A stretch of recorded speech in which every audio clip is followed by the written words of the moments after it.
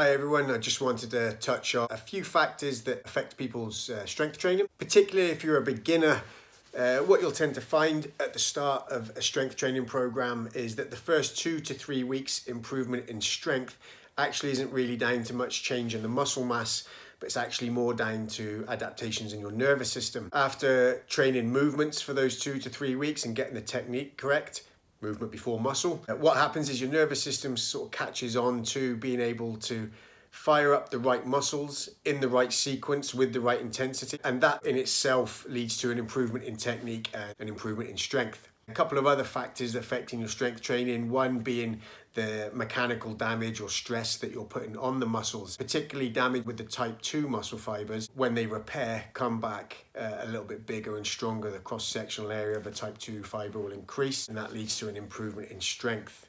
It takes usually around 3 weeks for a damaged muscle fiber to fully repair. The third factor is time under tension.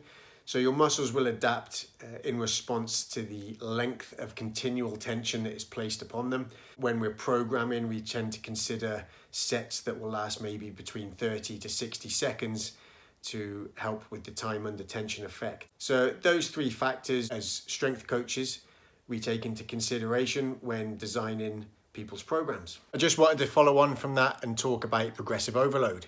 So progressive overload is the term that coaches use when they're talking about the SAID principle. So SAID being the specific adaptations to imposed demands that we place on our muscles or cardiovascular system.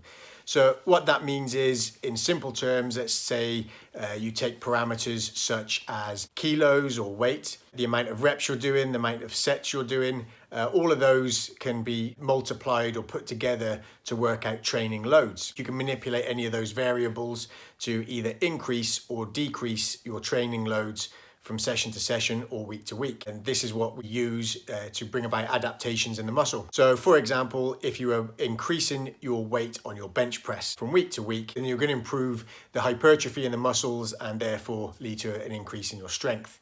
This is, of course, factoring adequate recovery, sometimes the need for unloading sessions. If you're talking about cardiovascular variables, then you're looking at things like speed and distance and time. So you'd be manipulating those factors to maybe see what your performance is like within a set time or over a given distance, and gradually making these targets a bit more difficult to bring about an adaptation in your cardiovascular system. So in a nutshell, a kind of basic description there of what we mean when we're talking about progressive overload. If you want to know any more about it, give me a shout on here or head to the website, see what we can offer.